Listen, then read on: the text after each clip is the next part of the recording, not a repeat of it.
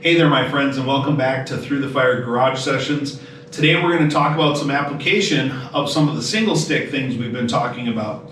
So we've been doing a couple of different movement patterns. We've been doing the cinqueteros, so the first 5 angles. We've been doing some figure 8 family motions, and we even have done a little bit of the redondo motion. Okay, and so let's talk about that just a little bit. When we talk about, again, with the Filipino weapon systems, typically we learn to attack by and defend against angles. Again, a reason for that is instead of having to learn a multitude of different tools in how to defend against them, generally, if you can learn how to deal with the angle, that's the most important thing for you. Then you tweak some minor things to deal with a different weapon attack. Meaning if it's a hand, if it's a kick, if it's a knife, it's a baseball bat. There are certainly different things you need to think about and take care of, but as a general rule, if you can think in terms of recognizing and reacting to the angle, you're way ahead of the game and you're a lot closer to safety than you would have been if you're still trying to process what weapon is this and what angle is this and how do I. It gets very, very difficult and complex. Okay, so to help you learn quicker, we learn these angles. So we talked about the 5 angles of attack. 1, right shoulder to left hip. 2, left shoulder to right hip. 3, right hip to left hip. 4, left hip to right hip. 5, the thrust to the solar plexus or the center line, anywhere. So if we look at the 4 quadrants of the body, if we just make an X and make 4 quadrants, basically the angle number 1 is coming from anywhere on this 90-degree quadrant. Angle number 2 anywhere from here. Angle number 3 anywhere from here. Angle number 4 anywhere from here.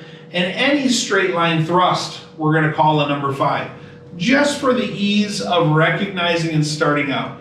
Of course, those angles get broken down more into fine detail later on as we move forward. But to start with, just recognizing those 5 is plenty of work, okay? So let's just look at that angle number 1, okay? What can I hit with that? Anything that's put in your way that is a viable target. It doesn't matter if Ram is trying to hit me with his hand. I can use an angle number 1. If he's trying to hit me with a stick, I can step away. Hit the hand, that's an angle number 1. What if I let it pass by me? And I step over. Can I hit his arm with an angle number 1? Yes. How about his forehead? Absolutely. How about if I jump to the side, can I hit his collarbone or this side of his body, his elbow? Absolutely. That line is an angle number 1. So it doesn't matter to me. I just hit him with an angle number 1. I let the weapon do the hard work, which is multiply my force.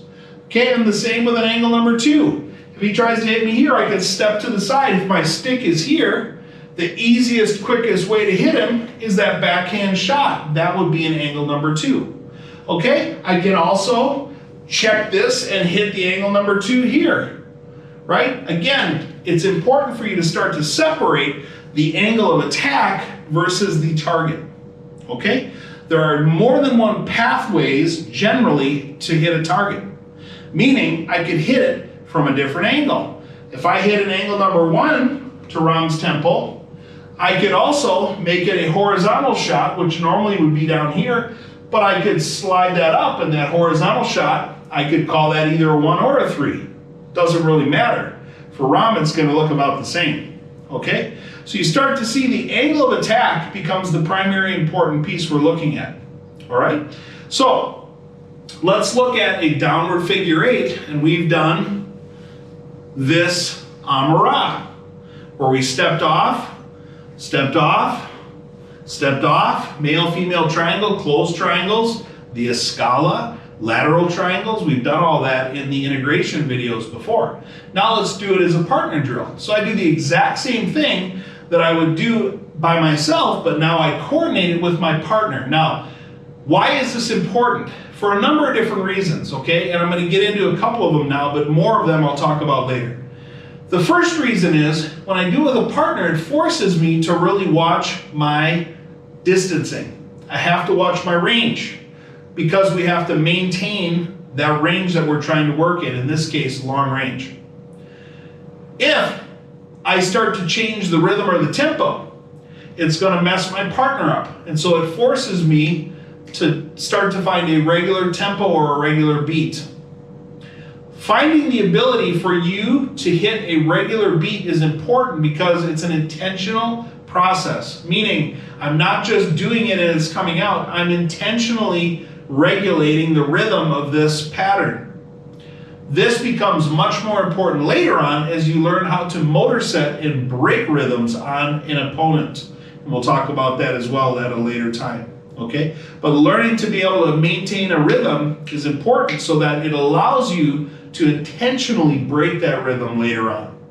A partner forces me to do that. I can't make a mistake because it'll immediately be shown when my partner is unable to maintain or keep the same pace as I did. I changed it up. Okay, so we're just going to do 5 forward female triangles and 5 reverse male triangles. Okay, and we're going to hit 1, 2 as one step. All right. So when I step forward, 1, 2, step forward, 1, 2, 2, 2, 3, 4, not 3, 4, 4, 5. Step back. 1, 2, 3, 4, 5. Okay, and you see we have to maintain a semblance of a rhythm. Now again, with the single stick, you saw it with the double stick last time, but let's look at the single stick.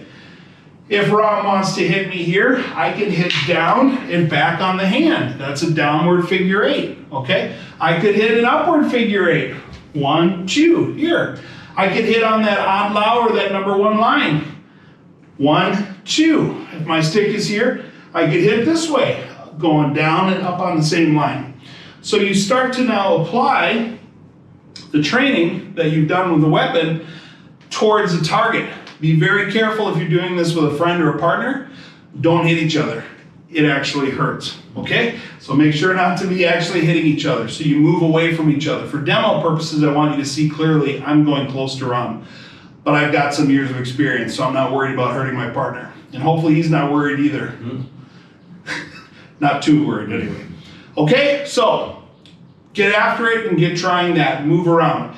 The redondo is typically used, the most common place that I would use it is if Ram hits me and I move out of the way, this is where I'm going to hit him, right on top of that wrist. Right on the radius bone and break that very easily, or the hand. It's also easier sometimes to hit on the inside of the stick as it's moving because my stick will travel down and hit the top of his thumb on his hand and cause a lot of damage and pain there.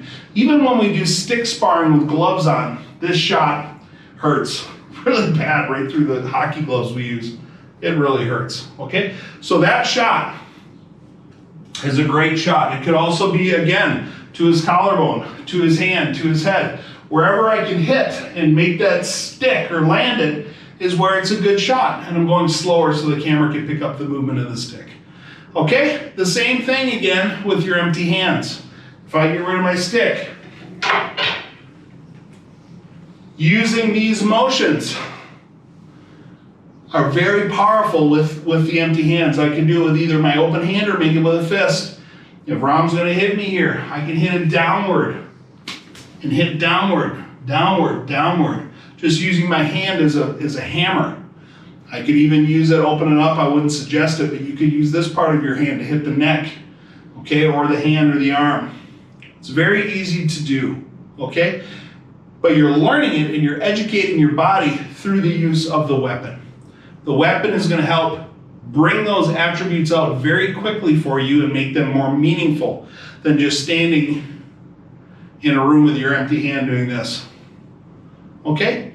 So use the weapon to build the ability in your body and then look to see how you can translate that into different scenarios with different weapons in your hand, even with no weapons in your hand. And you'll see that we're building a very effective fighting methodology.